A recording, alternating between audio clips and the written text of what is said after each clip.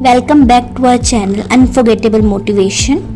My name is Prableen और आज हम एक सक्सेस स्टोरी आपको सुनाऊंगी मैं।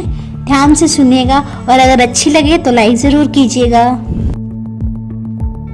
गाइस, आज मैं बात करने जा रही हूँ दुनिया भर की जानी मानी फुटवेयर कंपनी में से एक नाइकी की।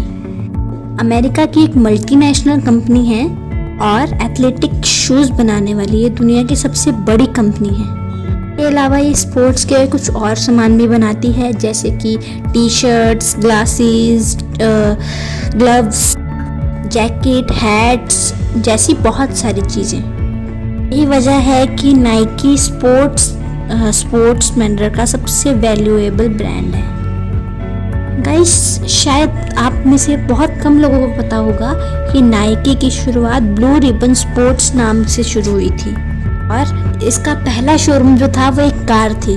शुरू से शुरू करते हैं कि कैसे कैसे शुरुआत हुई। तो सबसे पहले इसकी शुरुआत हुई 1962 में। बीए कर रहे एक स्टूडेंट फिल नाइट ने जब इस प्लान के बारे में सोचा, तब से होती है इस कंपनी की शुरुआत। जब फिल एमबीए कर रहे थे तो उनको small business and marketing plan assignment के बारे में लिखने का एक मौका मिला।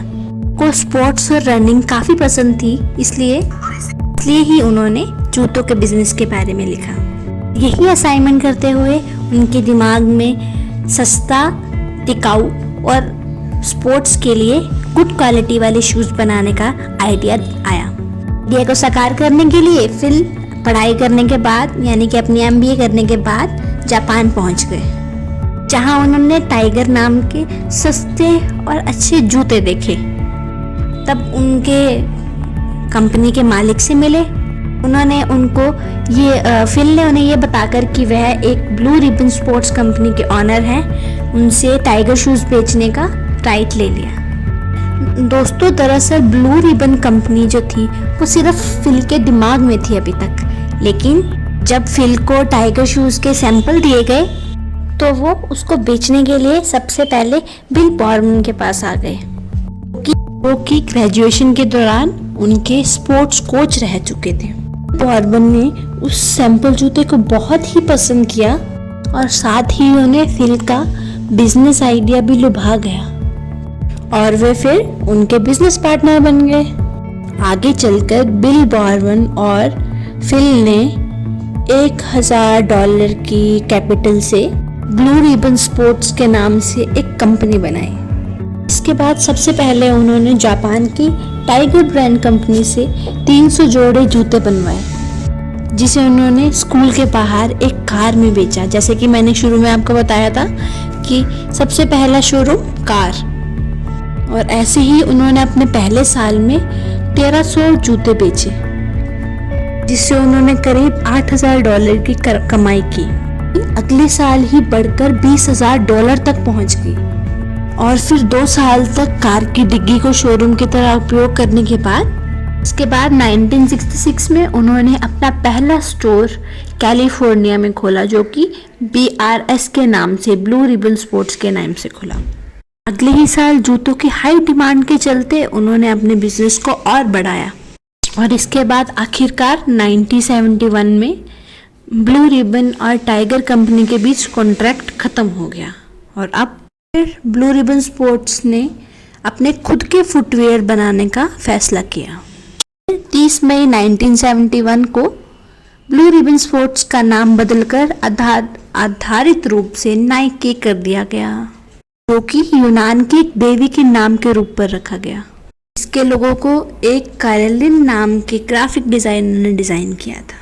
यही टिक मार्क लोगो जल्द ही नाइकी की पहचान बनता गया।